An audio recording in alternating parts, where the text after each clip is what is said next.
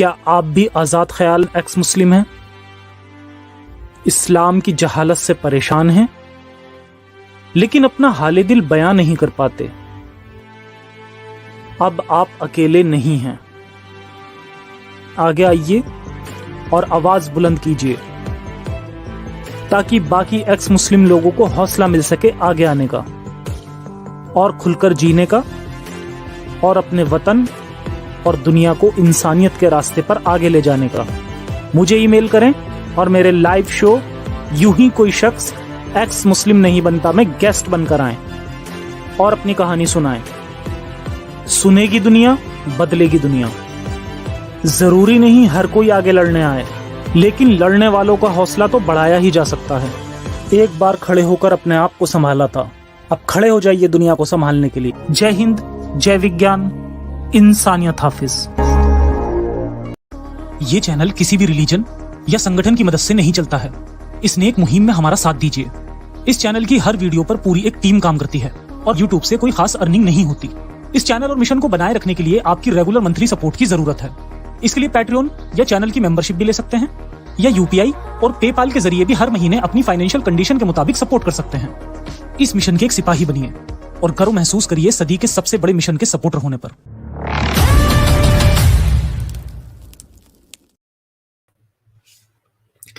जय हिंद, जय इंसानियत। मैं हूं जफर हेरेटिक और एक बार फिर से बहुत बहुत स्वागत है सभी का मेरे शो यूं ही कोई शख्स मुल्हिद नहीं बनता, जिसमें मेरी कोशिश है कि ज़्यादा से ज़्यादा एक्स मुस्लिम लोगों की कहानियाँ आगे लाई जाएं और इस कॉन्सेप्ट को कॉमन बनाया जा सके।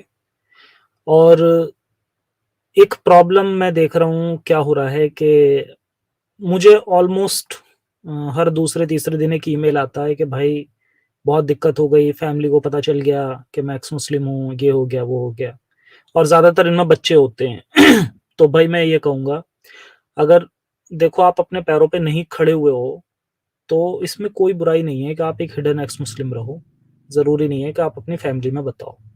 यार देखो, एक्स मुस्लिम होने का ये मतलब बिल्कुल नहीं है कि बस आप अचानक से बगावत कर दें और कह दें मैं कुछ नहीं करने वाला, ना मैं नमाज़ पढ़ूँगा, ना मैं ये करूँगा, ना वो करूँगा। तो देखो यार, समाज में बहुत ज़्यादा फिर हमारे साथ में दिक्कत हो जाती है। इंसान जो है एक सामाजिक प्राणी है, ठीक है? तो थोड़ा-सा यार बचो इन चीज़ों से। अगर कोई जो भी सुन रहे हैं, जो भी एक्स मुस्लिम सुन रहे हैं और आपको पता है कि भई अभी आप डिपेंडेंट हैं अपनी फैमिली के ऊपर, ठीक है?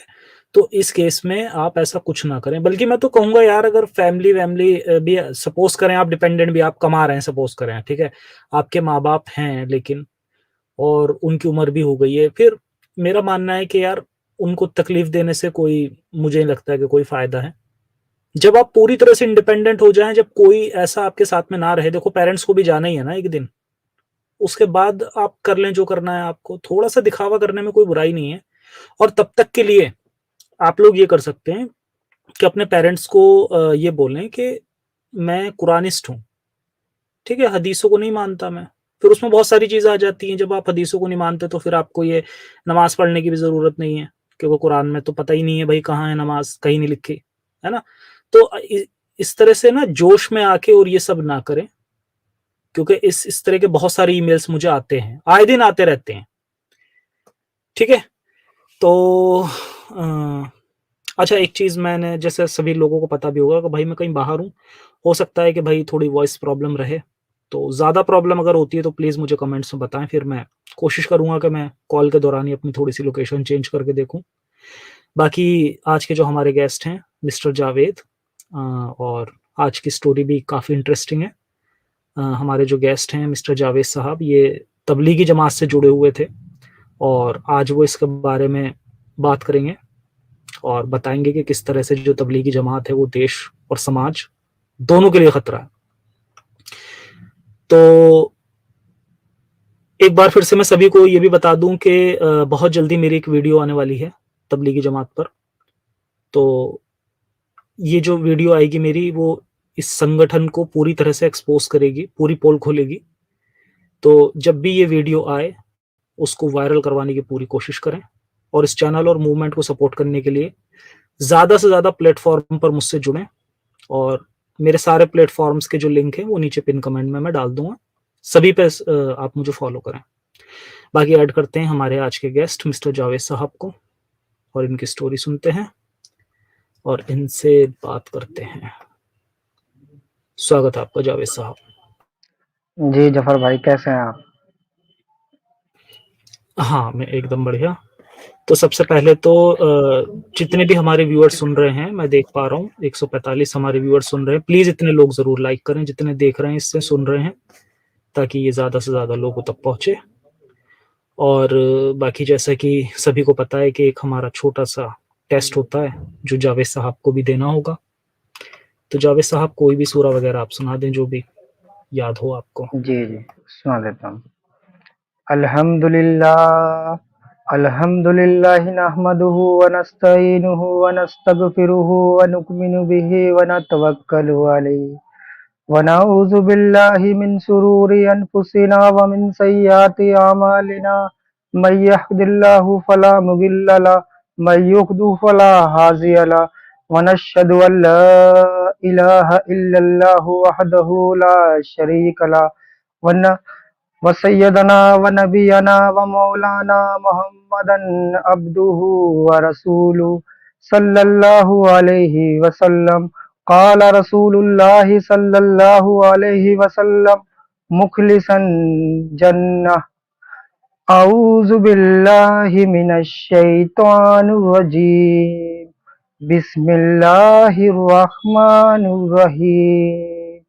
अलम तरा कैफ फ़अल रब्बुका बिअस्हाबिल फील।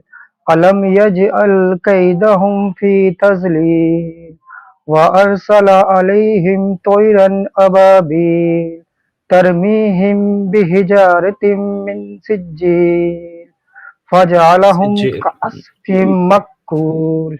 जी।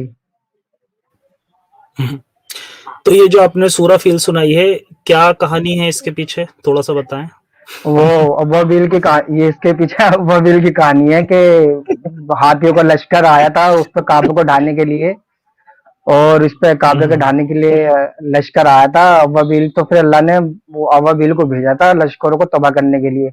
वो अपनी अपनी अपनी चोंच के अंदर वो कंकर उठा के उनके हाथी के ऊपर मारती थी और हाथी उसमें उससे जख्मी हो जाया करते थे। तो ये कहानी है इसके पीछे हाँ। पूरी की पूरी। जी अच्छा, मैं सभी लोगों को बताना चाहूँगा कि जो इस बारे में ज़्यादा जानना चाहते हैं, मेरी इस पर वीडियो बनी हुई है। काबे पर अटैक करके आप लिखें, काबे पर अटैक स्पेस ज़फ़र हेरेटिक, आपको वीडियो मिल जाएगी। बहुत अच्छी वीडियो है, ज़रूर देखें। जी, अब आप अपनी स्टोरी शेयर करें और थोड़ा-सा बताएँ हमें। पहले तो आप जी अपनी स्टोरी शेयर करें, फिर उसके बाद आप जी बताइएगा वो जो भी आपका तबलीगी जमात वाला था सीन। जी जी जी।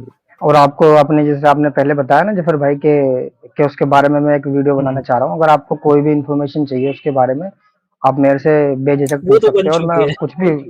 हाँ, अच्छा, बन चुकी है वो वो? तो बन चुकी है। नहीं अगर हाँ, उसकी रिकॉर्डिंग अच्छा सब, अच्छा एडिटिंग भी हो चुकी है, बस थोड़ा उसकी फिनिशिंग रह गई है। हुँ, अच्छा अच्छा, नहीं उसमें कोई कुछ भी अगर दिक्कत होती तो मैं आपको हेल्प कर देता, क्योंकि उसकी मुझे अंदर तक की जानकारी है क्या नहीं है ना। हुँ, हुँ, तो हुँ। उसमें चलो चलो मैं ठीक अपनी है। स्टोरी पे आता हूँ, है ना। हाँ, स्टोरी। तो मेरी स्टोरी शुरू होती है, मैं मुसलमान था, मुसलमान घर के अंदर पैदा हुआ। तो मेरे घर के अंदर ज़्यादा रिलीजन बिलीफ तो था, नमाज़ पढ़ते थे, मतलब इतने रिलीजन नहीं थे। तो मेरी कहानी शुरू होती है, हुँ, तो मुझे मेरे दोस्त, मेरे फ्रेंड जो होते हैं, मुझे कहते हैं कि जमात में चलते हैं 40 दिन की। तो मुझे इस्लाम की कोई नॉलेज नहीं थी, तो मैं ऐसी तो मैंने अपनी अपनी अम्मी से डिस्कशन करा, तो अम्मी ने कहा ठीक है चले जाओ। तो मैं तबलीगी जमात में चला गया। जब तबलीगी जमात में गया तो मुझे उससे पहले इस्लाम के बारे में कोई नॉलेज नहीं थी, ना मैं इस्लाम के बारे में कुछ इतनी इतनी बातें जानता था। हाँ, तो बस ये पता था कि अल्लाह है, मोहम्मद है, बस इतने ही मुझे ज़्यादा नॉलेज नहीं थी। नमाज़ भी पढ़ लेता था जुमे जुमे की, इमाम साहब के पीछे जाके। तो ज़्यादा थी नहीं, मेरी उम्र भी इतनी नहीं थी उस टाइम पे। तो लगभग ये 18 17 18 साल की उम्र होगी मेरी। तो मैं तबलीगी हुँ, जमात के अंदर गया। तबलीगी जमात के अंदर गया, जब वहाँ पे गया तो फिर मुझे पता चला कि इस्लाम क्या है, रसूलुल्लाह क्या है, हदीसें क्या है, कुरान क्या है। तो वहाँ पे जाके मैंने ये चीज़ें सीखी। तो वहाँ पे मैंने नमाज़ पढ़नी सीखी, फिर लोगों में नमाज़ पढ़नी सीखी वहाँ पे। फिर वहाँ पे लोगों से जाके मुलाकातें करी कि कैसे तबलीगी जमात में निकलते हैं, क्या सिखाया जाता है। तो जब वहाँ से तबलीगी जमात में से आया तो मैं मस्जिद के इमाम साहब से जुड़ गया। जब मस्जिद के इमाम साहब से जुड़ गया तो फिर मैं फजर की नमाज पढ़ने के बाद में 2.5 घंटे की मेहनत होती है मस्जिद के लिए, वो करना शुरू कर दी मैंने। तो खुद भी नमाज पढ़ता था और लोगों को भी दावत देता था इस्लाम की। तो हमें ये सिखाया हम्म, गया वहाँ पे, जब हम तबलीगी जमात के अंदर जब हम गए तो हमें ये 6 नंबर का मुजाकरा सिखाया गया कि इसके अंदर रह रह के ही हमें दीन की दावत को देना है और इस्लाम को फैलाना है, अपने मुसलमान भाइयों को नमाज की तरफ, इस्लाम की तरफ को लाना है। तो उसमें सबसे पहले आता है ईमान, दूसरा आता है नमाज, तीसरा आता है इल्म और जिक्र, चौथा आता है इकराम मुस्लिम, पांचवा आता है इखलास नियत, और छठा आता है दावत इल्लाह, यानी अपनी दा- जानो माल को लेके अल्लाह के रास्ते में निकलना। एग्जैक्टली। दावत दावत इल्लाह इसे कहते हैं। तो पहला नंबर जो है ईमान, ईमान से ये चाहा जा रहा है कि एक अल्लाह से होने का यकीन अपने हमारे दिलों के अंदर ऐसे आए कि गैरुल्लाह से होने का यकीन दिल से निकल जाए, और मोहम्मद सल्लल्लाहु अलैहि वसल्लम के तरीके में 100% कामयाबी है, गैरों के तरीके में 100% नाकामयाबी है। तो ये सिखाया गया हमें। फिर उसके बाद में ईमान से ये चाहा जा रहा है कि हम अल्लाह की कुदरत से बनी हुई चीज़ों पे हम गौर व फ़िक्र करें कि अल्लाह ने आसमान कैसे बनाया, चाँद कैसे बनाया, सूरज कैसे बनाया। और जैसे हम भाई एक बीज डालते हैं ज़मीन के अंदर, तो उसके 10 बीज निकल जाते हैं, तो उनको 1 के 10 कौन करके दे रहा है? तो वो अल्लाह करके दे रहा है हमें। तो हम्म, अल्लाह की कुदरत पे हमें, हाँ, अल्लाह की कुदरत पे हमें गौर व फ़िक्र करना है कि भई अल्लाह की ज़ात के अंदर हमें गौर व फ़िक्र नहीं करना, वरना हम गुमराह हो जाएँगे। हम ये सोचने लग जाएँगे कि अल्लाह को किसने बनाया? क्योंकि अल्लाह तो हम्म, हमेशा से है, हमेशा से है।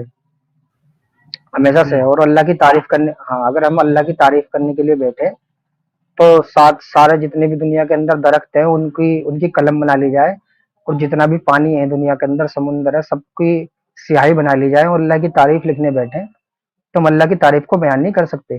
क्योंकि इतनी तारीफ़ वाला और इतनी वो वाली बरकत है, अगर हमारी एक हाँ आँख फूट हाँ, जाए। ये सुना है मैंने कहीं हुँ, पे कि हुँ, सारे हुँ, हुँ। समुंदर को अगर स्याही बना के ये और हदीस अगर है। हाँ। ये सही है। फ़ज़ाइल अमाल के अंदर, ये फ़ज़ाइल अमाल के अंदर, ये मुंतखब हदीस के अंदर हदीस है ये बात। तो ये सही है, हदीस ठीक। उसके अंदर आती है ये। तो उसके बाद में फिर ठीक है, फिर अल्लाह इतनी तारीफ वाला है, तो अगर हमारी एक आंख फूट जाए, तो सारी दुनिया मिलके उस आंख की कीमत को चुका नहीं सकती कि अल्लाह ने हमें कैसी आंख दे रखी है, कैसे हाथ दे रखे हैं, कैसे पैर दे रखे हैं। तो अल्लाह की हम्म, इतनी इतनी नेमतें हम यूज करते हैं, रोज खिलाता है अल्लाह, हमें रोज पिलाता है। तो हम उसको उसकी इबादत ना करें, उसकी उसके उसके कहने जो ने रास्ता बताया है अल्लाह के रसूल। और सबसे बड़ी बात है तो भाई, दुनिया के अंदर 1,24,000 कमोवेश, मैं वो बातें बता रहा हूँ आपको जो दीन के अंदर, इस्लाम के अंदर, तबलीगी जमात के अंदर सिखाई जाती थी। हम्म, हाँ, तो फिर कि भाई 1,24,000 पैगंबर इस दुनिया के अंदर आए, और हम जो पैदा हुए, हम कितने बड़े खुश नसीब हैं कि हम मोहम्मद सल्लल्लाहु अलैहि वसल्लम की उम्मत के अंदर पैदा हुए। और उनकी उम्मत में पैदा होने के बाद में भी हम वो आखिरी नबी के ज़माने के अंदर आए, कि सबसे अव्वल जो नबी है वो हमारे हैं, जिनके सदक़े तुफ़ैल में ये दुनिया बनी। अच्छा, ये हम्म, बातें बताई जाती थी हमें। फिर उसके बाद में ये कहा जाता था भाई, देखो अगर हम क्या नाम लेके अगर हम किसी गैर मुस्लिम के घर में पैदा होते, तो हम हमेशा के लिए जन्नत में बोलते, तो हमारी किस्मत जो है, अल्लाह ने हमारे कितना कितना अल्लाह ने हमें नवाजा, और अल्लाह ने हमें एक इस्लाम मुसलमान के घर में पैदा करा है। फिर उसके बाद में मोहम्मद सल्लल्लाहु अलैहि वसल्लम की उम्मत के अंदर पैदा करा। फिर उसके बाद में ये हमारी बड़ी खुशनसीबी, और इसकी कीमत को हम जानते नहीं है कि अल्लाह ने हमें कितनी बड़ी नेमत हम्म, से हमें नवाजा है। कि जिन क्योंकि हम इसकी कीमत क्यों नहीं जानते, क्योंकि हम मुसलमान घर के अंदर पैदा हो गए, इसलिए हम इसकी कीमत को नहीं जानते। जिन्होंने हम्म, ईमान के लिए, इस्लाम के लिए कुर्बानियाँ दी है, तो उन्हें इनकी कीमत का पता था, कि साहबा को पता था इसकी कीमत का, कि क्या कीमत है इस्लाम की। तो साहबा की कीमत ये थी कि जो हज़रत बिलाल के सीने पे पत्थर रख दिया गया, और उनसे कहा गया कि नाम लेके इस्लाम से फिर जा, तो वो इस्लाम से नहीं फिरे। उन्होंने कहा अहदन अहदन, के अल्लाह एक है, अल्लाह एक है। तो ये चीज़ें, फिर उसके बाद में फिर हमें ये चीज़ें बातें बताई जाती थी, और रसूलुल्लाह की तबलीग के बारे में बताया जाता था कि रसूलुल्लाह इतने रहम दिल थे कि एक बूढ़े वाली कुड़िया, उनके ऊपर एक बूढ़ी कुड़ी, हम्म। बुढ़िया जो थी, उन पर कूड़ा फेंका करती थी। कूड़ा फेंका करते थे। तो ये बड़ी, हाँ, ये हम्म, बड़ी मशहूर हदीस है ये। हदीस तो है नहीं, करिए हम्म, बाद में पता चला कि हदीस वगैरह कुछ नहीं है ये। हम्म, तो वो बाद में जब रिसर्च करा, जब हम्म, बाद में पता चला, तो ये बातें बताई जा रही थी। उसके बाद में एक बूढ़ी औरत थी कि वो मक्का छोड़ के जा रही थी मोहम्मद के डर से, तो मोहम्मद सल्लल्लाहु अलैहि वसल्लम उसका सामान खुद उठाने के लिए आ गए। और फिर उसके जब वो जाने लगी, तो उससे कहने लगे कि क्या नाम लगे, वो मोहम्मद मैं ही हूँ। तो वो भी इस्लाम ले आई। तो हम्म अबू हम्म जहल जो था, अल्लाह के रसूल एक दिन काबा के अंदर नमाज पढ़ लेते, काबे के अंदर नमाज पढ़ लेते, तो उनके ऊपर क्या नाम है, ऊँट की आंतड़ी उनके ऊपर गिर दी, तो आप सल्लल्लाहु अलैहि वसल्लम से उठाने गया, फिर फातिमा ने, उनकी बेटी ने, उनकी आंतड़ी हटाई उनके ऊपर से। तो इतना सताया गया हमारे नबी को कि तवाफ के अंदर गए तो हम्म। हमारे नबी पे पत्थर मारे गए, कि कितना सताया गया हमारे नबी को पत्थर मारे गए इस ताइफ दीन के की सफर दावत में। के ऊपर, ताइफ के सफर के अंदर। हम्म तो हम्म। ये बातें बताई जाती थी कि रसूलुल्लाह पे कोई क्या नाम लेके रसूलुल्लाह दिन रात इस मेहनत के अंदर लगे रहते थे कि लोग इस्लाम कबूल करें, इसकी गौर फिक्र के अंदर। और अल्लाह के रसूल रात को तहज्जुद की नमाज के अंदर उठ जाया करते थे और कहा करते थे कि अल्लाह अल्लाह मेरी उम्मत मेरी उम्मत, और उनके आपके पैरों पर भी वरम आया जाया करता था कि इतनी इबादत करते थे अपने अल्लाह से, और दिन में अल्लाह की दीन की दावत का काम करा करते थे, और रात में अल्लाह हम्म। के आगे मुसल्ले पे खड़े हो जाते थे अपनी मजदूरी को जाहिर करने के लिए कि 11 अल्लाह बीवियों के पास मैं भी तो माजूद। जाते थे वो रात में। वो पता नहीं जी। कब कब वो 11 बीवियों का, पता नहीं कब तो वो 11 बीवियों के पास जाते थे और कब पता नहीं गुलाम लौंडियों के पास जाते थे, और कब फिर वो रोते भी थे उम्मत के लिए। हाँ, तो ये हमें तो जो बातें बताई गई वही, फिर उसके बाद में बताया गया कि भाई अल्लाह के रसूल मक्का से मदीना गए, आपके घर में कई कई दिन तक झूले नहीं जा करते थे, और कई कई दिन तक फाके रहा करते थे, और उसके बाद में कितनी तकलीफों के साथ में उन्होंने दीन की दावत को इसको कायम करा, और उन्होंने हदीसों के अंदर बताया कि मतलब इस दीन के लिए जितना मुझे सताया गया, इतना किसी हम्म नबी को नहीं सताया गया इस दीन की दावत के लिए। तो ये बातें हमें बताई गई, फिर हमने सोचा ठीक है, हम चलते रहे ऐसी। फिर मैं मस्जिद में जाता रहा, 3 दिन लगाता रहा महीने के, लोगों को समझाता रहा। फिर मैं तबलीगी जमात में लोगों को इकट्ठा करके, फिर वैसा भी हुआ कि मैं अमीर बन के गया जमात में, 3 दिन की जमात का। तो मैं लेके गया जमात 3 दिन की, और लोगों को समझाता था तालीम करो, ऐसे करो। फिर दूसरा आके बन गया कोई अगले दिन के लिए, 1 दिन के लिए बना था मैं सिर्फ। तो मैं अच्छा, इज्तिमा में अमीर बने वगैरह, थे क्या? हाँ इज्तिमा, जी जी जी हम्म जी। हम्म तो जमा उसमें गया मैं, इज्तिमा वगैरह में जाया करता था, इनके बयान सुना करता था। जब मैं जाया करता था, दूर है हमारे यहाँ से काफी, हम्म तो मरकज जाया, वहां पे जो इज्तिमा में जाते थे, मौलाना साद साहब इनके बयान को सुना करते थे। हम्म। तो ये दीन को जैसे जैसे बताते थे, हम उस तरीके से मानते थे कि ये इस तरीके से बताते हैं, हाँ हाँ ठीक बताते हैं, इस्लाम ही सच्चा मजहब है। और रात को उठने की वो बताते थे कि ताजुद की नमाज पढ़ो, दुआ करो अल्लाह से, और मतलब दिन में बयान करा करते थे दीन की दावत कैसे देनी है लोगों को, कैसे उसके फजाइल बताया करते थे कि हम एक मुसलमान से अगर मिलने हैं दीन की निस्बत से, तो अल्लाह हमारे हम्म। सारे गुनाहों को बख्श देगा। लोगों से ये फजाइल लोगों को जाके बयान करने, और नमाज के बारे में लोग नमाज की फजाइल बताने, और लोगों को डराना भी है कि जो नमाज नहीं पढ़ते तो अल्लाह तुमको ऐसी पकड़ पकड़ेगा कि कल क़यामत के दिन तुम कहाँ जाओगे। तो देखो, तुम्हें भी मरना है, हमें भी मरना है, तो इसलिए आखिरत की तैयारी करने के लिए फिर हम उन्हें ऐसी तस्करी करके उन्हें नमाज के लिए लाते थे कि नमाज के अंदर वो नमाज अच्छा, ये नमाज बताओ, लोग पढ़े। इसमें आप नॉन नॉन मुस्लिम को भी आप दावत दिया करते थे क्या इस्लाम की? नहीं, नॉन मुस्लिम को तो नहीं दिया करते थे, बाकी मुसलमान। असल बात यह है कि हम्म मौलाना साद साहब और ये मौलाना लाड साहब है, मौलाना इब्राहिम है, ये बड़े बड़े जो मौलाना है, इनका मानना हम्म यह है जो मुसलमान नमाज नहीं पढ़ रहा वो मुसलमान है ही नहीं। हम्म। क्योंकि रसूलुल्लाह की साफ साफ हदीस है कि कुफर और इस्लाम के दरमियान आड़ जो है वो नमाज की है। वो ये, अगर तुम कैसा? सबका ब्रेन वॉश कर दो, अगर जैसे जी बहुत जी। सारे मुस्लिम है, सबका ब्रेन वॉश कर दिया तुमने, और सबने, एक मुसलमान ने भी फिर एक नॉन मुस्लिम को मुस्लिम बना लिया, तो वैसे भी टारगेट हाँ। पूरा हो जाएगा। तो इससे बढ़िया मुस्लिम को ही सीधा सीधा ब्रेन वॉश कर दो। असल बात यह है जो इनका ये कहना है, जो मौलाना इलियास रहमतुल्लाह अलैह थे, ये वहाँ का जो इलाका है ना, ये मेवात का जो इलाका है, तो उन्होंने यहाँ के जो हमारे जो हिंदुस्तान के जो मुसलमान हैं, मैं समझता हूँ जितना मैंने सोचा समझा, तो जो यहाँ के मुसलमान हैं तो वो बहुत सेकुलर है। हमारे जो हिंदुस्तान के मुसलमान हैं तो वो दिवाली भी मनाते थे, सब चीजों को मनाते थे ये जो हिंदुओं मेवात के से त्योहार ही होते थे। सारा, हाँ, मेवात से ही सारा स्टार्ट हुआ था, मैं और आपको वहीं पे हाँ उसने लेकर आए। मैं ये चीज जो वहां से शुरू हुई मेवात से, तो वहां पे जो वो तो हिंदुओं के त्योहारों के अंदर बेचारे मुसलमान थे, इतनी इतनी इस्लाम जैसे लोगों ने कबूल कर लिया, पर उनके अंदर संस्कृति है तो वो अंदर से हिंदू ही ना, जो पहले से उनके जो पूर्वज जो थे हम्म मुसलमानों के, वो हिंदू ही तो थे। तो उनके अंदर हम्म। जो हिंदुओं की असरात आज भी मुसलमानों के अंदर ये मंडा करते हैं आज भी, शादियों के आज अंदर। भी, सही बात है। आज भी करते हैं, मंडा करते हैं ये शादियों के अंदर। और ये हल्दी लगाई जाती है, शेरा, मंडा हल्दी होता लगाई है। जाती है, शेरा सेहरा सेहरा पहनाया जाता है, जूता ये जितने भी चुराई है। रिवाज है सारे के सारे, हाँ सारे के सारे अपने पूर्वज जो हिंदू थे उनके ही इनके अंदर आज भी, तो वो छूटे थोड़ी हैं इनके अंदर से आज भी। और ये फिर हम्म जो गैर बिरादरी, जो बिरादरी वाली बातें इनके अंदर वो आज भी कि भाई ये तेली है, ये अंसारी है, ये फला कुरैशी है, ये सैयद है, तो वो चीजें इनके अंदर आज भी हैं।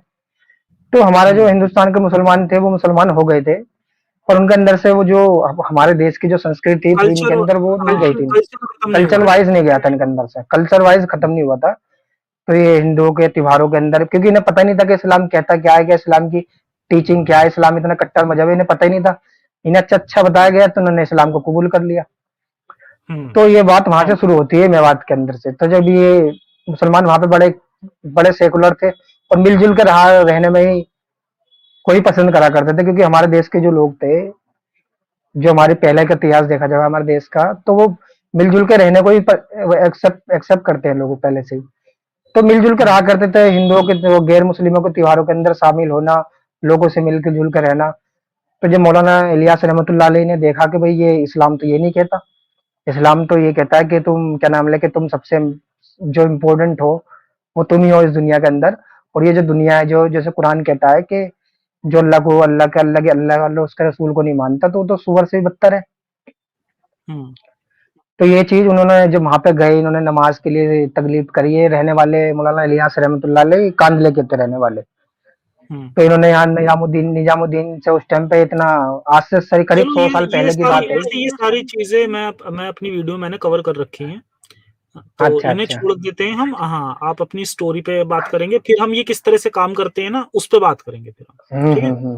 तो ये ना हाँ, तो फिर उसके बाद में ये, तो फिर ऐसे चलता रहा, हम सोचते रहे। फिर धीरे धीरे काम धंधा जब इंसान जब होता है, इंसान की जरूरतें भी होती है, नेचर ने दिया है वो चीजें, तो मैं काम धंधे में लगने लगा, धीरे धीरे नमाज से उससे वगैरह से दूर हो गया मैं। हम्म तो फिर मैं नमाज वगैरह से दूर हुआ। तो जब नमाज वगैरह से दूर हो गया मैं, तो फिर धीरे धीरे मैं फिर 3 दिन लगा लेता था, फिर नमाज पढ़ने लग जाता था। तो ऐसे ही अच्छा। चलता रहा मेरे साथ में। मेरे साथ में ऐसे ही चलता रहा, काफी टाइम हो गया, वक्त हो गया। जब ऐसे ही चलता रहा फिर मैं सोचने लगा, गौर फिक्र करने लगा। फिर उस टाइम तो एंड्रॉइड का जमाना आया, तो मैंने एक एंड्रॉइड फोन खरीदा। तो उस टाइम जियो की सिम, शायद उस टाइम पर डाटा फ्री था, 1-2 GB मिला करती थी। तो मैं नेट वगैरह चलाने लगा, तो मैं साइंस की वगैरह वीडियो देखने लगा। तो जब मेरे जहन के अंदर बातें आने लगी, फिर मैंने देखा अपॉर्चुनिटी रोवर के बाद, अपॉर्चुनिटी रोवर जो है वहां पे काम करके आया मंगल ग्रह पे, 2 रोबोट थे हम्म वो, तो उनकी पूरी वीडियो देखी मैंने। फिर मैंने साइंस की और वीडियो देखी। तो फिर मेरे दिमाग के अंदर सबसे पहले जो शक पैदा हुआ, ये पैदा हुआ कि अल्लाह ताला इस दुनिया को चला रहा है, सब चीज जो निजाम जो चला रहा है अल्लाह, क्योंकि अल्लाह जो है, अल्लाह की जो जात है वो परफेक्ट है, उसके अंदर कोई कमी नहीं है। तो जब जाहिर सी बात है, अगर अल्लाह परफेक्ट है तो जो चीजें वो बना रहा है वो भी परफेक्ट ही होनी चाहिए सारी की सारी। और बगैर मकसद के कोई चीज अल्लाह पैदा नहीं करना चाहिए। कोई भी चीज हो बगैर मकसद के, या मतलब बेफिजूल में हम्म अल्लाह क्यों पैदा करेगा जिसका कोई काम नहीं, कोई रीजन नहीं। हम्म तो मंगल ग्रह पे हमने देखा, हम अपॉर्चुनिटी रोवर के बारे में देखा, तो वहां पे देखा कि वहां पे हवाएं भी चल रही है, बहुत बहुत तेज तूफान आ रहे हैं वहां पे। तो मेरे दिमाग के हम्म अंदर पैदा की ये बात पैदा हुई कि हमें तो ये बताया गया तबलीग की जमात के अंदर के अल्लाह ने फरिश्ता लगा रखा है बारिश करने के लिए, हवा चलाने के लिए, हर चीज के लिए अल्लाह ने फरिश्ता लगा रखा है दुनिया के अंदर। तो मेरे हम्म दिमाग के अंदर ये बात पैदा हुई कि जब वहां पे कोई इंसान है ही नहीं, जब कोई इंसान रहता ही नहीं है, तो अल्लाह वहां पे बेमकसद क्यों हवा चला रहा है वहां पे, क्या रीजन है कि क्यों हवा हो हाँ, रही है। ये तो इसमें कुरान की किसी सूरा में भी ये बात आती है कि हमने जो ये बनाया है सब कुछ, जो हमने चांद सूरज बनाए हैं, जो तारे बनाए हैं, वो हमने इसलिए बनाए हैं ताकि इंसान जो है वो अपना दिनों का और सालों का हिसाब रख सके। तो फिर ये जी। जो बाकी के प्लैनेट्स हैं, वहां पर ये सारी चीजें हम्म होती हैं, तो फिर उसका क्या मतलब है? वहां पर कौन हिसाब रखने वाला है? हम्म। वहां पर किसको जरूरत है? हाँ, तो बारिश भी हो रही है जफर भाई, ऐसे ऐसे प्लेनेट है उन पर बारिश भी होती है, बारिश भी होती कई है, कई सही तरीके बात की। हाँ हाँ, बारिश भी होती है और हवाएं भी चलती हैं, सब चीज होती है जैसे पृथ्वी पे है। होती है, पर जुपिटर वहां का पे है लाइफ एक, इसलिए पॉसिबल।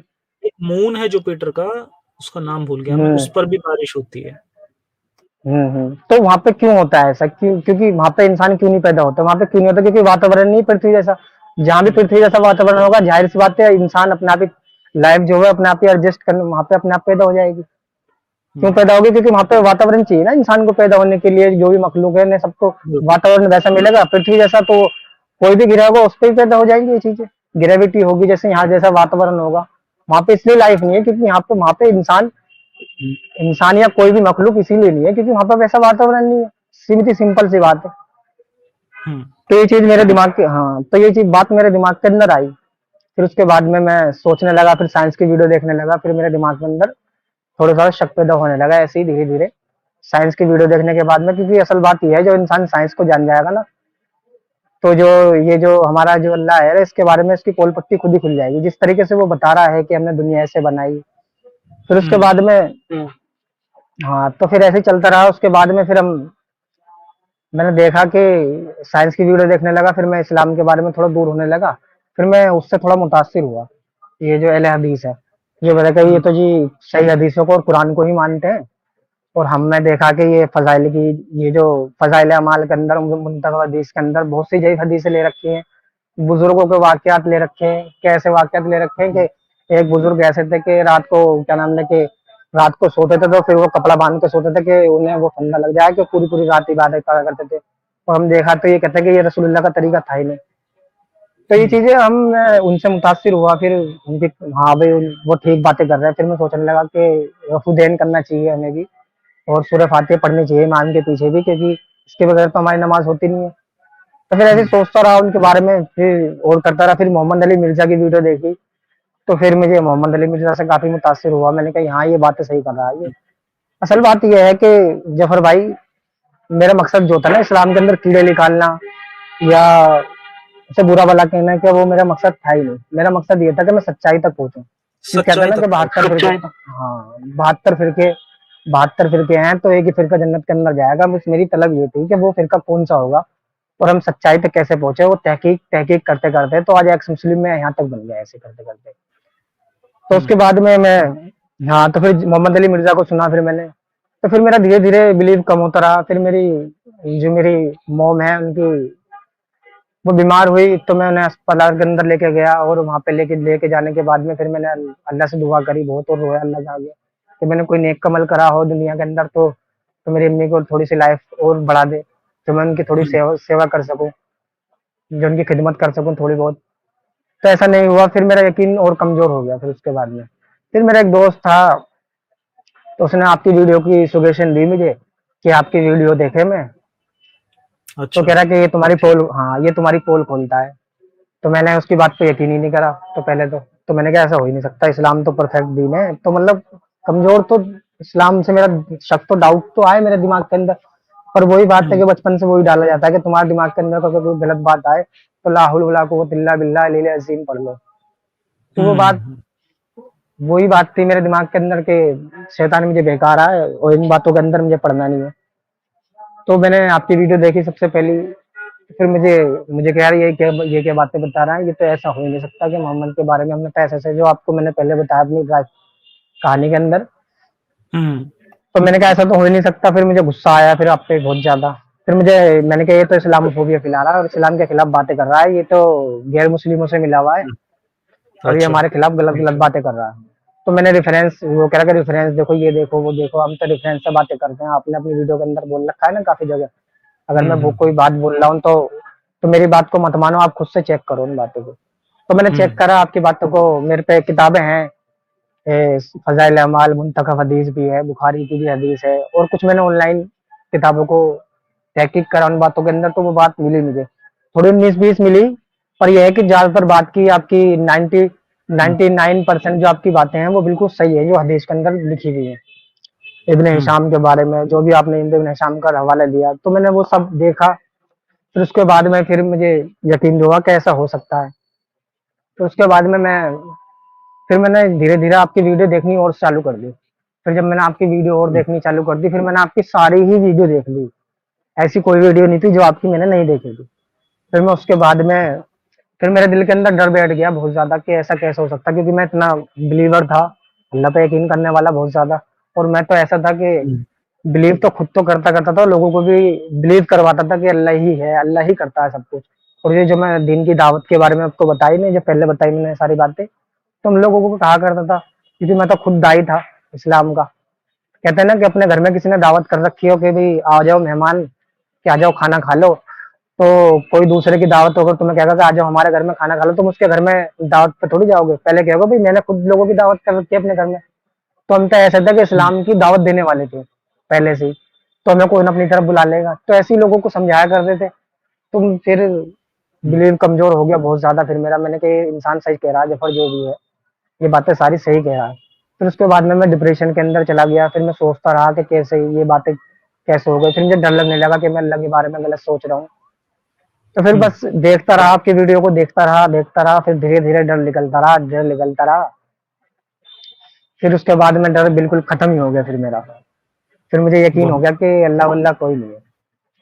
हाँ, तो ये मेरी जर्नी थी। फिर उसके बाद में मैंने अपने घर वालों को समझाने की कोशिश करी, आस मोहल्ले मोहल्ले वाले को तो नहीं है, अपनी जान की भी वो रहती है थोड़ी सी, तो रिश्तेदारों हम्म, के अंदर भी बताने की कोशिश करी, पर किसी ने मेरी बात को माना नहीं। दो चार के दिमाग के अंदर डाउट पैदा हुआ, और आज ये आलम है कि जैसे मैं इस्लाम की दावत दिया करता था, आज मैं मुल्हिद होने की दावत देता हूँ। अच्छा। जी। तो आप ये बताएं मुझे कि आपने कितने कोई बनाया है आपने कोई मुल्हिद? नहीं, एक तो बना दिया है। एक एक बना दिया, दो चलो उसके बाद। एक तो बना दिया है, बल्कि वो कबूल नहीं करता अपनी जुबान से, पर वो अंदर से बन चुका है, और बाकी दो तीन जने हो रहे हैं, अंदर से इस्लाम निकल चुका है उनको। तो मेहनत हम्म, करते हैं हम अपने ग्राउंड लेवल पे, और अपनी जान को जोखिम में ना डाल के। और पहले तो ज्यादा हाँ ये समझाया सही। करते थे, पर अब तो अब जितना हो सकता है, जो लगता है कि इंसान हमारी बात सुन लेगा, तो कहता है ना कि भैंस के आगे बीन बजाने से कोई फायदा नहीं है, तो उससे बात करने में फायदा रहता है, जो हमें लगता है कि हाँ, ये बात सुन लेगा हमारी, और विरोध नहीं करेगा हमारा, और लड़ाई झगड़ा नहीं करेगा हमारे से, तो उससे बात करने में कोई वो नहीं है, दिक्कत नहीं है। हम्म। ये ना मिशन हमारा बहुत ज्यादा जरूरी है। अभी भी जैसे हम बात कर रहे थे ना, हाँ। स्ट्रीम शुरू होने हम्म। से पहले, जैसे अभी हुआ है पीछे, ये पता नहीं कहाँ पर, प्रयागराज का केस है, कहाँ का है, प्रयागराज का ये शायद, जिसमें वो उस लड़के ने क्या किया कि एक कंडक्टर से उसकी लड़ाई हो गई, तो और उसने वो चापड़ से उसने उसको उस पर हमला किया। अब पता नहीं वो हॉस्पिटल में है, पता नहीं जिंदा है बंदा या नहीं है। ये इतनी ज्यादा जो कट्टरता लोगों के अंदर है, फिर वो बंदा निकल के और उसमें वीडियो अपनी बनाता हुआ जा रहा है और कह रहा है कि या रसूल अल्लाह, ये वो दुनिया भर की बातें बोल रहा है। कट्टरता लोगों के अंदर बहुत ज्यादा है और ये बहुत बुरी चीज है। बस हमारा तो मकसद इसको खत्म करना है कि किसी तरह से ये जो कट्टरता है, ये जो मोहब्बत है रसूल की, ये लोगों के अंदर हम्म। से खत्म हो जाए, ये ना रहे ये लोगों के बचपन अंदर। से ये बचपन से हम्म, ही सिखाई जाती है ना जफर भाई, ये बचपन से ही सिखाई जाती है, और बचपन से इतना ब्रेन वॉश करा जाता है कि रसूलुल्लाह की, जो मैंने आपको सबसे पहले बातें बताई, तो इन्हीं तरीके से रसूलुल्लाह की मोहब्बत दिल के अंदर डाली जाती है कि वो दुनिया के सबसे बेहतर इंसान थे, देखो उन्होंने हमारे लिए रोए, वो हमारे लिए दुआएं करते थे। तो ये चीजें बातें, जब इंसान कोई भी हो, ह्यूमन नेचर है इंसान का एक, तो किसी के बारे में किसी की इतनी तारीफ सुनेगा, तो भाई वो उसके लिए भगवान, जैसे कहते हैं ना कि उसके लिए भगवान ऊपर वाला बन जाता है वो। तो मोहम्मद को ही इस तरीके से, उसके करेक्टर को इस्लाम मुसलमान जो है ना, जो मौलाना लोग हैं, वो इस तरीके से पेश करा जाते हैं कि ये बहुत ही अच्छा इंसान था, और इसने बहुत अच्छे अच्छे काम करे। तो हम्म, हम देखते हैं, पर ऐसा है नहीं।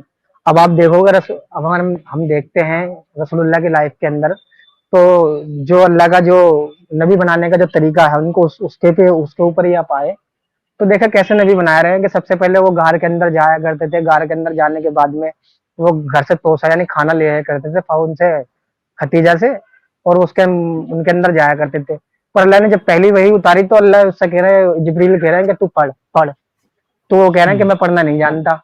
वो कह रहे हैं कि मैं पढ़ना नहीं जानता, यानी अल्लाह जो दुनिया की सबसे बेहतरीन इंसान बना रहा है, जिसके सदके तुफेल में ये दुनिया बनी है, और वो सबसे बेहतर इंसान अल्लाह बता रहा है, अपना पैगंबर जिसे मैसेंजर बना रहा है। अल्लाह को ये नहीं पता मैं जिसको बना रहा हूँ वो एक अनपढ़ इंसान है। हम्म, हाँ, तो अल्लाह को नहीं पता ना, जिब्रील को पता कि ये इंसान पढ़ नहीं सकता। वो कह रहा है मैं पढ़ना नहीं जानता, फिर उसे भेज दिया बिल्कुल उसकी जान निकल गई हो जैसे, हाँ, है उसकी हम्म, जान निकल गई हो जैसे, फिर वो भेज दिया उसे, फिर वो कह रहा कि नहीं तू पढ़, वो कह रहा नहीं मैं पढ़ना नहीं जानता। वो कह रहा कि तू पढ़, फिर उसके बाद में कुरान की ये आयत उतर गई, फिर उसके बाद में उसे पता ही नहीं कि मैं नबी हूँ। फिर वो बरका बिन हम्म, नौफल के पास जा रही है कि वो कह रहा कि हाँ तू नबी है, तू नबी है, जब जा तू नबी है। और उसके बाद में उसे पता हम्म, ही नहीं, जिसे नबी बनाया गया है, उसे बेचारे को यही नहीं पता मैं नबी बन गया हूँ। बरका बिन नौफल हम्म, बता रहा है कि तू नबी बन गया है। तो एग्जैक्टली। मतलब हाँ हाँ, तो ये कहानियां जो है ना, ये इंसान अगर जरा सा दिमाग लगाए तो सारे की सारी पोल पट्टी खुल जाती है। अब मैंने एक दिमाग ये लगाया कि कहते हैं कि अल्लाह ने और शैतान जो है ना, अल्लाह से शैतान ने रेस लगाई कि भाई मैं तेरे बंदे को भेजाऊंगा। अल्लाह ने कहा कि जो मेरा नेक बंदा होगा वो भेजेगा नहीं। यानी शैतान जो आदम अलैहिस्सलाम थे वो उसकी बातों में भेग गए, तो यानी आदम अलैहिस्सलाम नेक बंदे नहीं थे फिर उसके, या तो अल्लाह के नेक बंदे नहीं थे वो, या तो वो भेग गए, एक दोनों में से एक बात है। सही बात है एकदम। और हाँ, और हमें हमें तो ये बताया गया था बचपन से कि जन्नत की तो खुशबू भी नहीं छीन सकता काफिर जो होता है, और शैतान से बड़ा काफिर तो कोई है नहीं। तो वो जन्नत के अंदर घुस गया, आदम अलैहिस्सलाम को, हुआ को वहां से निकाल के जमीन पे भी उतार दिया उसने, और पहली बार में ही अल्लाह को उन्हें हरा दिया। सीधी सीधी जीत है उसकी, क्लियर जीत हो गई उसकी तो बिल्कुल। इसमें तो कोई डाउटफुल तो कोई बात हो तो बताइए मुझे आप। कोई बिल्कुल क्लियर हो गया, हरा दिया उसने। इस कहानी में तो इतनी ज्यादा दिक्कतें हैं कि बस पूछो मत। भाई जब तुमने पहले ही शैतान को निकाल दिया था, तो वो फिर वापस कैसे आ गया, वो बन के सांप बन के, या जो भी था वो, जैसे भी शैतान बन के जो भी बन के आया था वो, नहीं तो वो आगे कैसे आ गया? भी, अगर आप वो आ गया था तो ये तो नहीं कहोगे जन्नत की खुशबू भी नहीं सुन सकता काफिर, तो ये भी कहना इनका बेवकूफी है ना। हाँ, वो अंदर पहुंच गया। अच्छा, मेरा अंदर जो पहुंच इस्लाम छोड़ने का, गया। हाँ वो पहुंचने के बाद में मेरा जो रीजन था जफर भाई इस्लाम छोड़ने का, जो सफिया के जो आपने डाली थी वीडियो, तो वो रीजन था मेरा। सफिया के वीडियो देखने के बाद में मेरे अंदर से ये कहना कि वो इंसान, वो औरत कैसे तैयार हो सकती है जिसका तुमने भाई को, बाप को, उसके पूरे कबीले को तुमने कत्ल करने के बाद में उसके साथ में तुमने निकाह कर लिया, और तुमने अपनी किताबों के अंदर ये लिख के दिखा रहे हो क्या नाम लेके वो औरत राजी हो गई थी निकाह करने के लिए, अपनी मर्जी से करा उसने जो करा। तो ये वो औरत कभी तैयार हो ही नहीं सकती ना, कैसे बिल्कुल कोई कभी नहीं तैयार हो होगा। सकता है, कभी नहीं हो सकती ना। सब बात तो ये है, कोई हो, तुमने पूरे कबीले को उसके उजाड़ दिया और तुम कह रहे कि वो तैयार थी, कैसे तैयार थी? और तुमने ये तक नहीं, अपना मुकाम पे तुमने जाने तक का भी सबर निकाला, तुमने रास्ते में सेक्स कर लिया उसके साथ में, और उसके बटके में तुम तैया को 7 औरतें दे रहे हो, जाओ इसके साथ में मजे करो, नहीं मैं ही इससे निकाह करूंगा, मैं ही रखूंगा इसे। तो वो इंसान कैसा होगा आप खुद देखो।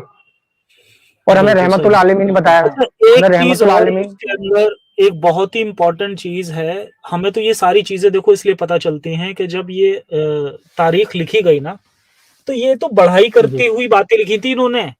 इनका मकसद था जी कि हम रसूल की बढ़ाई करने वाली बातें लिखेंगे, लेकिन इन्हें ये भी नहीं पता था कि आने वाला टाइम हम्म तो यार इतना ज्यादा रैशनल हो जाएगा कि इनकी पोल पट्टी खुल जाएगी उसमें।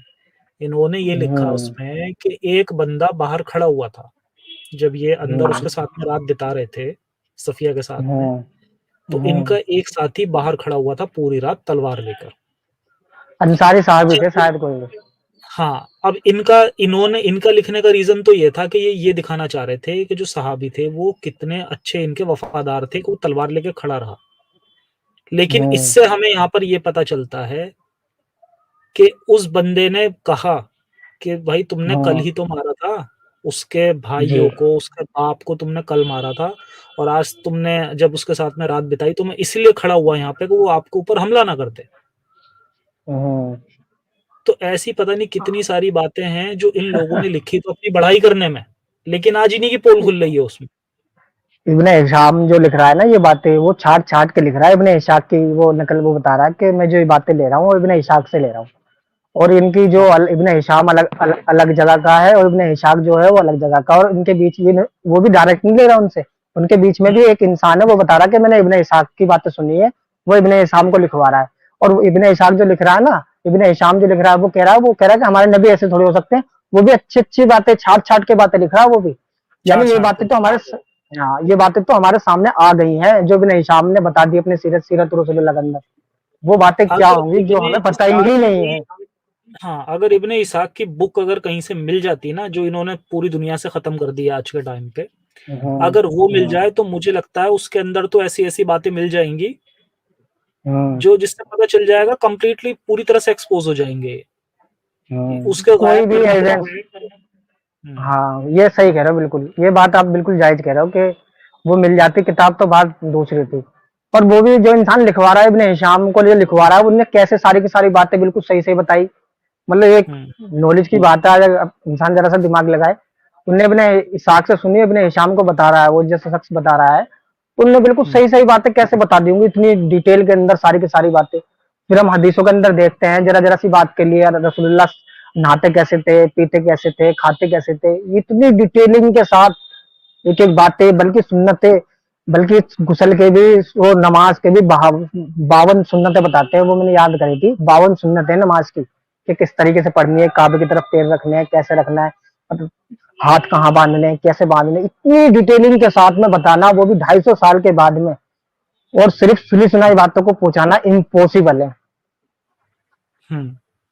इतना बड़ा सही बात। बवंडर है इस्लाम की हिस्ट्री के अंदर, इतना बड़ा बवंडर है, बहुत बड़ा। अगर मैं रसूलुल्लाह को अगर सच्चा नबी जब मानता, उन्होंने उन्हें अल्लाह को तो पता था और रसूलुल्लाह को भी पता था कि मेरे जमाने के बाद में कि लोग आपस के अंदर दीन के अंदर लड़ेंगे, तो उसके हम्म। बाद में मैं देखता हूँ, तो उसके बाद में अगर रसूलुल्लाह इतने ही सच्चे रसूल थे, तो वो अपने जमाने के अंदर कुरान हदीस को जमा करके अपने जो जिम्मेदार लोग थे उनको दे देते कि ये जी मैंने ये कुरान है, ये हदीस है, इन पे ये दीन इस्लाम, जब अल्लाह ने इस्लाम को मुकम्मल कर दिया, तो उसकी जो बातें थी वो पूरी की पूरी रिकॉर्डेड करके अपने जिम्मेदार लोगों को दे जाते। ना लोग आपस में लड़ते, ना कट मरते। उसके बाद में जंग जमल देख लो, सारी की सारी बातें दीन के ऊपर आपस में कबीलों के अंदर लड़ाई है लोग।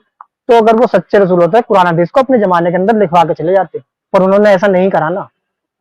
तो सबसे मैं बड़ा जो बताऊं उनका इसके पीछे का रीजन ये है, दरअसल ये जो हम आज के टाइम पे इस्लाम देख रहे हैं ना, ये बहुत ही गलत इस्लाम है। रियल इस्लाम ये था कि मोहम्मद कभी भी नहीं चाहता था कि कुरान को लिखा जाए, कभी भी नहीं चाहता था। और उसका रीजन ये था, उसने दिया था ये रीजन, कि जितनी भी किताबें बनती हैं, जो पहले की, उसने कहा था ना कि जो पुरानी किताबें हैं वो सारी करप्ट हो गई। करप्ट भी तुम देख लो क्या क्या करप्ट हुई हैं, कि जो उसे अपने हिसाब से सेट करना था, अपने हिसाब से जो सेट करना था, वो उसने बता दिया कि ये बातें करप्ट हुई हैं। तो इस बंदे का मानना ये था मोहम्मद का, कि किताब हम लिखेंगे ही नहीं, क्योंकि किताब जो होती है वो तो करप्ट हो जाती है। तो अल्लाह का जो मैसेज है, उस मैसेज को हमें याद करना है। तो मोहम्मद यही चाहता था कि सब सिर्फ और सिर्फ याद करें, लेकिन वो उस तरह से प्लान नहीं हुआ। आगे जाके जब इन्होंने देखा कि जिन लोगों को कुरान याद था, भाई सबको सब तो याद नहीं था नहीं, कुछ सहाबियों को जी कुछ कुरान की आयतें याद थी, कुछ को कुछ याद थी। फिर जब ये जंगे यमामा का किस्सा होता है, तो वहां पर मारे जाते हैं इनके बहुत सारे सहाबी, जिन्हें बहुत सारी कुरान की जी आयतें याद थी। तब इन्हें लगा, इन्होंने बोला, ये उमर का दौर है मेरे ख्याल से, तब उसने बोला, उमर से आके कहा किसी अब सहाबी ने अबू कि बकर भाई का, ये अबू सारे, बकर का, हाँ अबू अबू बकर बकर का के दौर, दौर में। अबू बकर का दौर हम्म, था, हाँ। तो उसने जी बोला कि भाई सारे के सारे मारे जाएंगे। हाँ, जंगे यमामा उसके उसके उस मोहम्मद के मरने अबू के बकर तुरंत के बाद। दौर में हाँ, अबू वो बकर के तुरंत दौर में बाद हुई थी, जो इस्लाम से फिर गए थे, उन्होंने जकात देने से बहुत सारे, इनकार कर दिया था। बहुत। तो हाँ, हम्म। फिर अबू बकर ने कहा था कि एक रस्सी के लिए, रस्सी के पीछे भी मैं इनसे जंग करूंगा, जो अल्लाह के रसूल के हम्म। जमाने में दिया करते थे, इस जमाने में ना देंगे तो ये। सही सही। जी तो तब जब इनके बहुत सारे लोग मारे जाने लगे, तब इन्होंने कहा कि भैया इसे जमा कर लेते हैं, इसे लिख लेते हैं। तो उसने ये बात बोली भी है कि भैया मैं ऐसा काम नहीं करूंगा जिसे नबी ने नहीं किया। अब हो सकता है यार जी शब्द इन्होंने बाद में बदल दिए हो सकता है उसने ये कहा हो जिसे नबी ने मना किया था, लेकिन हो जी सकता है इन जी लोगों ने शब्द बदल दिए, इन्होंने कह दिया जो नबी ने नहीं किया था, जी। क्योंकि मोहम्मद इस तो चीज ये के खिलाफ था, हाँ, कि इसे लिखा ना जाए, जी, इसे तो याद ये ही ना किया सबसे जाए। बड़ा, सबसे बड़ा सबूत है ये, मोहम्मद और अल्लाह के खिलाफ जो सबसे बड़ा सबूत मैं मानता हूँ ना, सबसे बड़ा एविडेंस है ये, अगर समझने वाले के लिए, जो अकल रखते हैं जरा सी भी, कि वो हम्म। अपने जमाने के अंदर अगर लिखवा के चले जाते, ये सबसे बड़ा सबूत होता कि अल्लाह के रसूल है, उसके जमाने की बातें हैं। तो ये बिल्कुल। सबसे बड़ा सबूत हो जाता, सबसे बड़ा सबूत हो जाता है ये सबसे बड़ा बड़ा सबूत हो सबूत जाता है है। उनके उनके सच्चे होने का, क्योंकि हाँ, अल्लाह क्योंकि को तो पता था उस्मान कि ये के लोग दौर आपस में लड़ेंगे। हाँ हाँ हाँ जब ये उस्मान के दौर में जब जमा किया गया, तो 3-4 लोगों ने कुरान लिखा था। तो उनमें से एक बंदे ने 2 आयतें फालतू लिखी थी, एक जी बंदे ने 2 आयतें कम लिखी थी, और इन जी तीनों लोगों का ये कहना था, जिसने ज्यादा लिखी थी ना, तो वो भी श्योर था अपनी बात पे कि इतना ही आया है, और बहुत बड़े हम्म। कारी लोग थे सारे। अच्छा, मोहम्मद ने ये कहा था उस्मान, जी, जो उस्मान जो था ना, उस्मान के जमाने का, में जो 5 जो इनके मुल्क थे, जिन पे इनका उस टाइम पे वो था, इन्होंने कब्जा कर लिया था, फतेह कर लिया था उस्मान के जमाने के अंदर, उसकी भी कॉपी नहीं मिलती हमें। और मजे की बात है, ये नहीं अफसल है ना, कूफी हाँ का उसकी भी वर्जन नहीं चल है, रहा हाँ वो भी है, नहीं है। उसकी भी ओरिजिनल कॉपी नहीं है। और ये जो कुरान जो चल रहा है ना, अफसल कूफी के वर्जन का चल रहा है ये पूरी दुनिया के अंदर। अफसल हाँ कूफी के बारे में मुहद्दिसीन ये कह रहे हैं कि ये कज्जाब, झूठा इंसान है। और मजे की बात देखो, उसी का ही अफसल कूफी का ही वर्जन चल रहा है पूरी दुनिया के अंदर उसी कुरान, का वर्जन यानी चल रहा है, जिससे तुम सही हदीस, बात। उसी उसी का वर्जन चल रहा है और पूरी दुनिया के अंदर वो वर्जन चल रहा है कुरान का। यानी जिससे तुम हदीस नहीं ले रहे, सब जब झूठा कज्जाब सब कह रहे हो, तो उसी का वर्जन तुम कैसे ले रहे हो पूरी दुनिया के अंदर कुरान का? क्योंकि तुम्हारे पास सही बात। दूसरा कोई सबूत है नहीं ना, इसीलिए तुमने उसका हम्म वर्जन मजबूरी में लेना पड़ा तुम्हें। सही बात है। तो, तो ये इनका बवंडर है सारा का सारा। उसके बाद में फिर अल्लाह के रसूल की हम देखते हैं साइंटिफिक बातें। अब हमें रहमतुल आलमीन बताया गया। अब तुम बुखारी के अंदर देखोगे, जो इस्लाम से फिर गए वो ऊँट हाँक के ले गए, जिन्हें कहा था कि तुम सदके के ऊँट के पेशाब पियो और इनका दूध पियो, ऊँट नहीं होगा। तुम देखते हो, अगर रहमतुल आलमीन ऐसा इंसान हो सकता है क्या नाम लेके, जो जिनके हाथ पैर कटवा जो दिए थे, उनका हाथ पैर कटवाने के बाद में वो पानी मांगते रहे, साहबा कह रहे कि रसूलुल्लाह आंख पानी मांग रहे, निकलवा, तो कह रहे ना पानी भी मत अरे दो। उनकी आंखें निकलवा दी थी, आँख, बताओ। हाँ हाँ। हम्म तो मतलब जो रहमतुल आलमीन होगा, दुनिया का सबसे अच्छा इंसान होगा, तो मतलब इतना तड़पा तड़पा के मारेगा उन इंसानों को? सिर्फ उनका कसूर क्या था? वो इस्लाम से तो फिर के चले गए थे।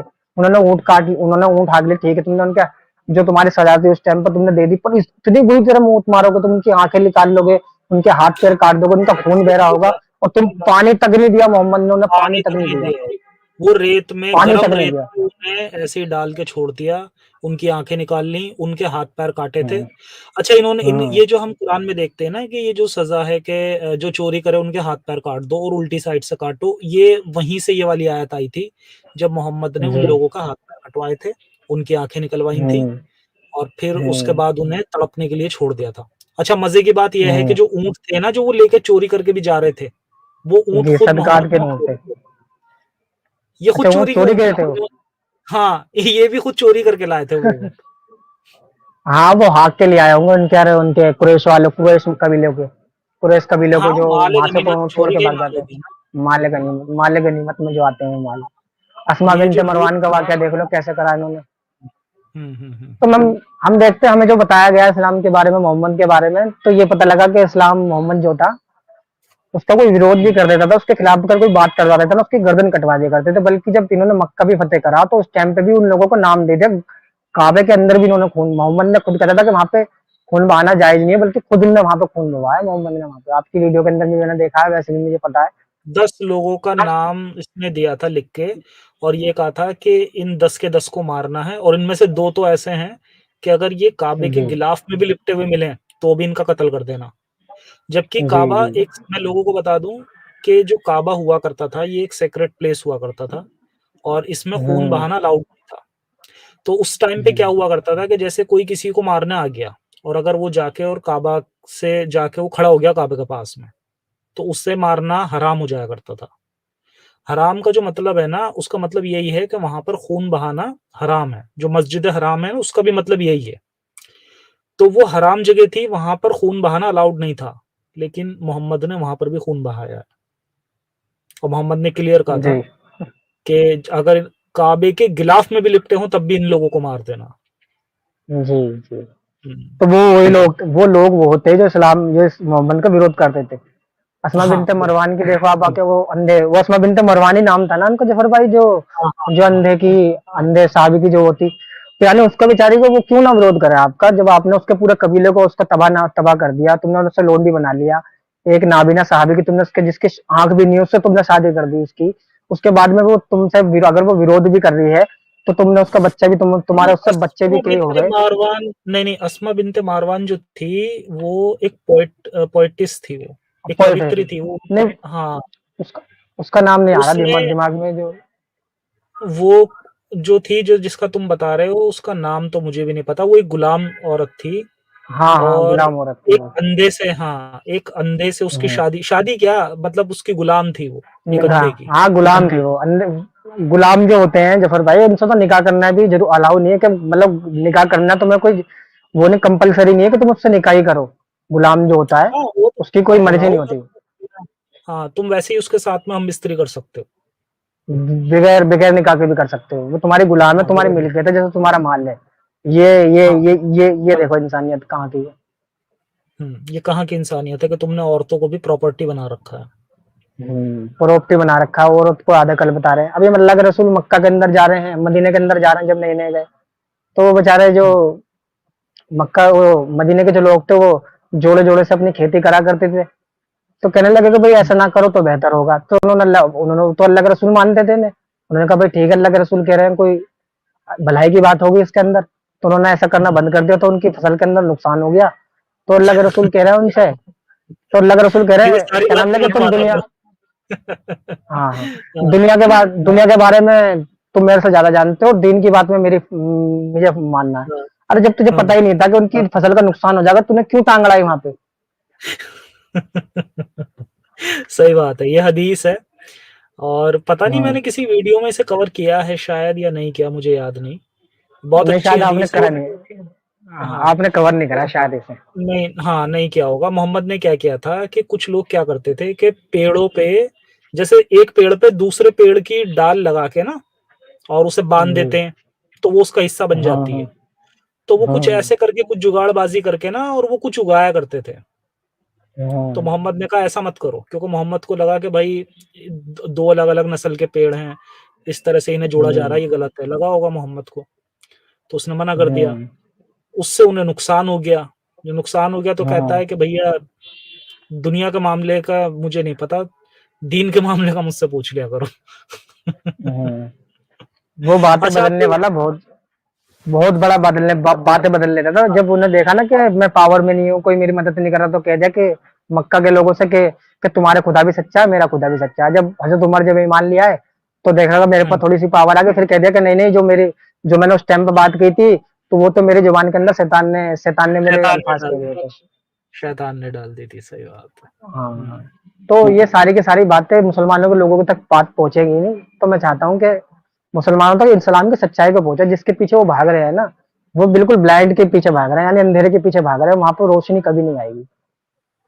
तो हुँ, बस यही मकसद है हमारा, कि मुसलमानों तक बिल सच्चाई पहुंचे इस्लाम की, और मोहम्मद की सल्लल्लाहु अलैहि वसल्लम की जितनी मोहब्बत उनके दिलों के अंदर बिठाई जाती है, वो खुद से पढ़े, खुद से स्टडी करें, तो इनके सामने हुँ, आएंगी सारी की सारी बातें, क्या बातें हैं। जी, तो हमारा मकसद, जफर भाई देखो, हमारे तो चोट लग चुकी है, हमने काफी वक्त गुजार दिया इसके पीछे, और हुँ, काफी लाइफ बर्बादी हो गई एक तरीके से हमारी।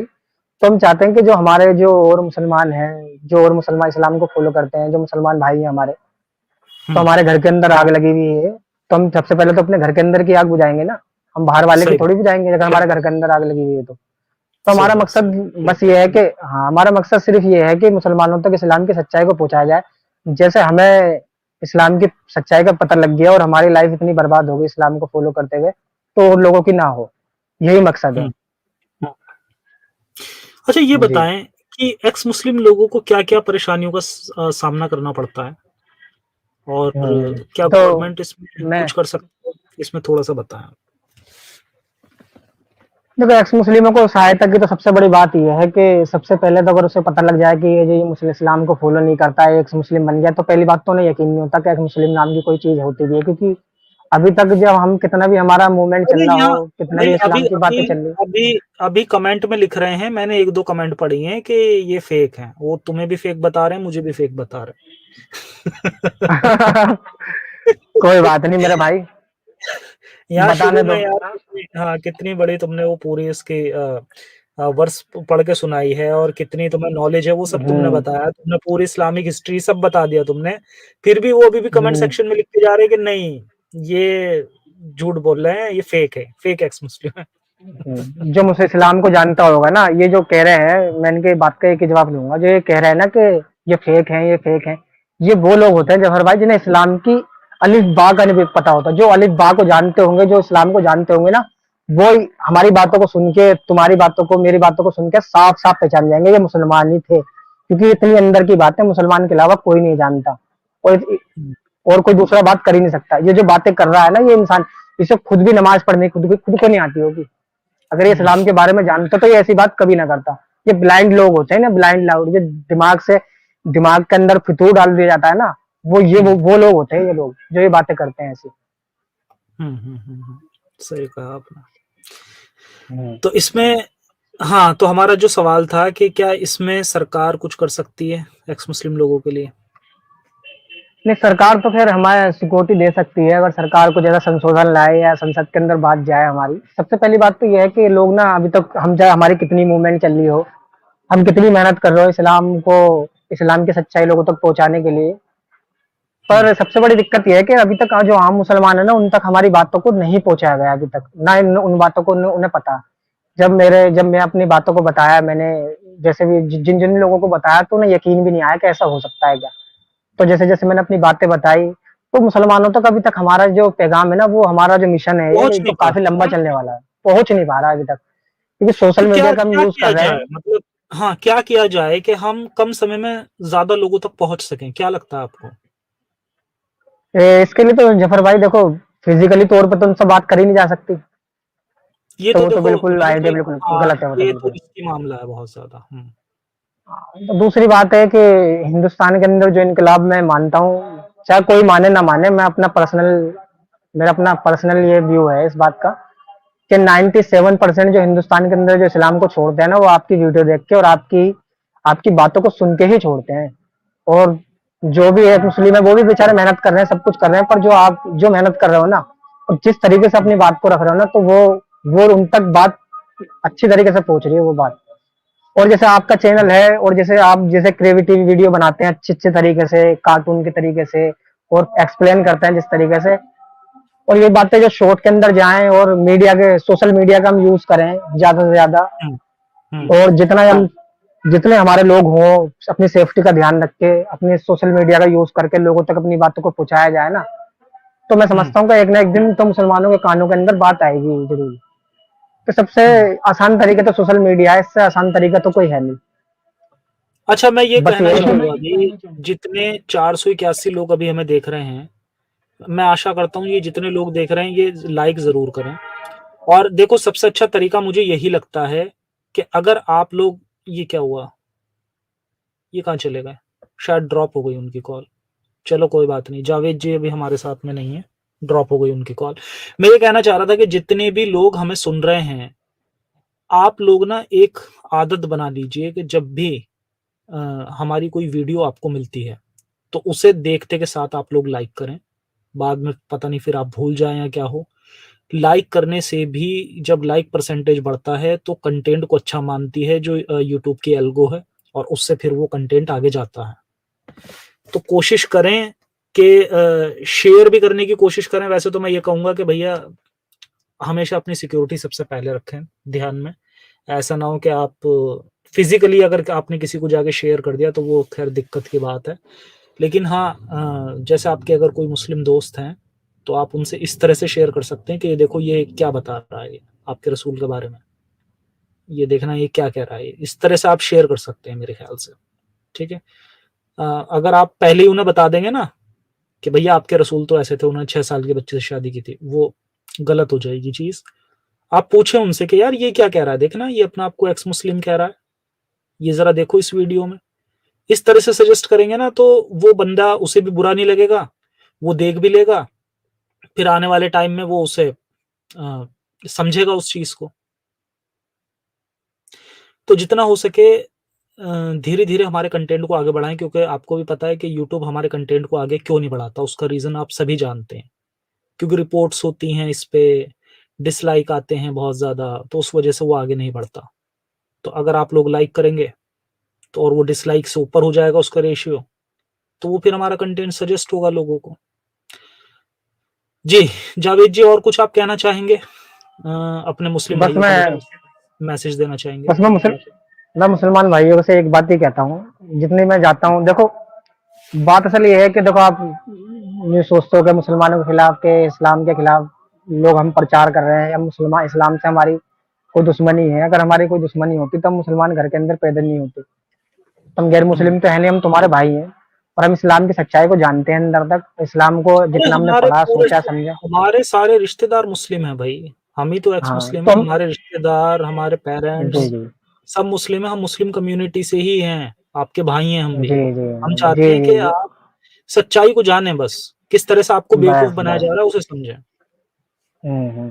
तो हम आपसे ये नहीं है कि आप सोचते हो कि हम आपसे मोहब्बत नहीं करते या नफरत करते हैं, बल्कि हम तो तुमसे ज्यादा मोहब्बत करते हैं। क्यों करते हैं? क्योंकि हम खुद मुसलमान थे, और हम्म। तुम हमारे भाई, हमारे रिश्तेदार, अब आप सब कुछ हो तुम हमारे। हम्म। तो हमारे सबसे पहला जो हमारा जो फर्ज बनता है, तुम्हें इस जहानियत से निकालने का है कि एक इंसान आया, उसने हमारा बेवकूफ बनाया। उसने देखो 11 बीवियां रखने, 11 कुरान कहता है 4 बीवी रखने के लिए, उन्होंने 11 बीवियां रखी। लोंडिया बनाना, लोगों का माल लूटना, उसके बाद में अपनी अय्याशी करना। तुम कुछ भी देख लो, किसी के ऊपर हमला करना, उनके बच्चों को गुलाम बना लेना, ये कहाँ से जाएगी? अब बिल्कुल आप इस बात को सोचो। तो मुसलमान भाई, बिल्कुल मैं तुमसे यही कहना चाहता हूँ, आप साइंस को देखो। अल्लाह ने कुरान के अंदर कितना कितना बवंडर कर रखा है कि कैसे बता रहा है कि दुनिया चपटी है। क्योंकि आप ये जफर भाई, आप 16 से पहले, गलीलो से पहले आप देखोगे ना, जितने भी जो जो गलीलो से पहले कोई भी ऐसा इस्लाम का हिस्ट्री नहीं है जो ये कहता हो कि जो पृथ्वी जो है गोल थी। गलीलो से पहले, सबसे पहले गलीलो ने ही कहा था इस बात को। तो जो क्रिश्चियन जो लोग थे, उन्होंने उसको उसमें डाल दिया था। तो जितने भी मुहद्दिसीन हैं, जितने भी पहले के उलमा है, 16 सदी से पहले के, सभी दुनिया को, पृथ्वी को गोल नहीं मानते थे, वो चपटी ही मानते थे। और उसके बाद में सूरज का देख लो, आपके सूरज जाके डूबता है। साइंस के खिलाफ कितनी बातें आई हैं कुरान के अंदर। तो आप खुद भी तो दिमाग लगाओ, वो क्या कहते हैं दुनिया में अल्लाह ने ऐसे बनाई, वो सूरज के बगैर सारी दुनिया को, सारी मखलूक को पैदा कर रहा है। तो मुसलमान भाई, आप इस बात पे थोड़ा गौर करो कि बगैर सूरज के तो हम कोई चीज पॉसिबल ही नहीं है ना। हमारी लाइफ कैसे पॉसिबल हो सकती है? वो अल्लाह जो बना रहा है, वो पहले सारी चीजें बना रहा है दुनिया के अंदर, फिर उसके बाद में सूरज को बना रहा है, फिर कह रहा है के नाम लेके ऐसे मैंने दुनिया बनाई। और हम देखते हैं कि सूरज के बगैर तो कोई चीज पॉसिबल ही नहीं है। और ये फिजिक्स के जो नियम है, ये किसी के लिए बदलते नहीं है। ये जो रूल जो है ना, नेचर के जो रूल है, ये सब पे अप्लाई होते हैं और एक जैसे अप्लाई होते हैं। ये किसी के लिए नहीं बदलते। कोई इंसान अगर आके ये कहता है कि मैं चांद के 2 टुकड़े कर देता हूँ और मैं पानी अपनी उंगलियों से पानी बहा देता हूँ, तो ये बेवकूफी वाली बातें हैं सारी की सारी। और ये कितनी बड़ी बेवकूफी है। तुम ये कह रहा है कि अगर दूध में तुम्हारी मक्खी गिर जाए तो उसे ऐसे मत निकाल के फेंको, उसे पूरी डुबोने के बाद में जब फेंको, क्योंकि उसके एक पर के अंदर शिफा है, एक पर के अंदर बीमारी है, एक पर के अंदर शिफा है। तो ये बेवकूफी वाले अनलॉजिकल बातें हैं। रसूलुल्लाह की साइंस के खिलाफ इतनी बातें उनकी कुरान के अंदर, हदीसों के अंदर आप पढ़ोगे, जब आप साइंस को समझोगे, थोड़ा बहुत भी अगर आप साइंस को समझोगे और फिर कुरान हदीस को पढ़ोगे, उसका मुतालबा करोगे हक जानने के लिए सिर्फ, तो आपको सारी की सारी बातें, हम जो कह रहे हैं वो सारी की सारी बातें समझ में आएंगी, दिखाई देंगी, अगर आप बहुत बढ़िया। सच्चाई तक पहुंचना चाहते हैं तो। बस ये कहना चलिए, चाहता हूँ। बहुत बहुत बहुत शुक्रिया जावेद जी आपका ज्वाइन जी करने के जी लिए, बहुत बहुत शुक्रिया। तो ये हमारे जावेद भाई थे। और अभी मैं एक चीज को सुन के मुझे ना काफी हंसी आ रही थी। और हंसी मुझे इस बात पे आ रही थी कि देखो कैसी विडंबना है कि जावेद भाई बोल रहे थे और उनके जस्ट पीछे, मतलब एक बंदा एक लॉजिकल बात बता रहा है और पीछे से जबरदस्ती का अल्लाह अकबर चल रहा है। उनके पीछे अजान हो रही थी।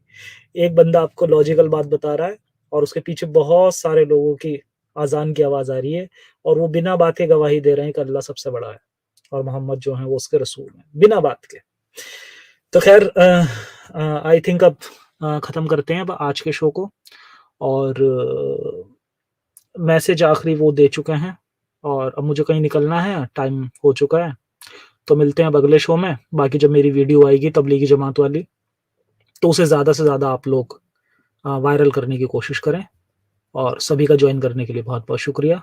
अपना ख्याल रखें, कट्टरता से बचें। इंसानियत हाफिज़।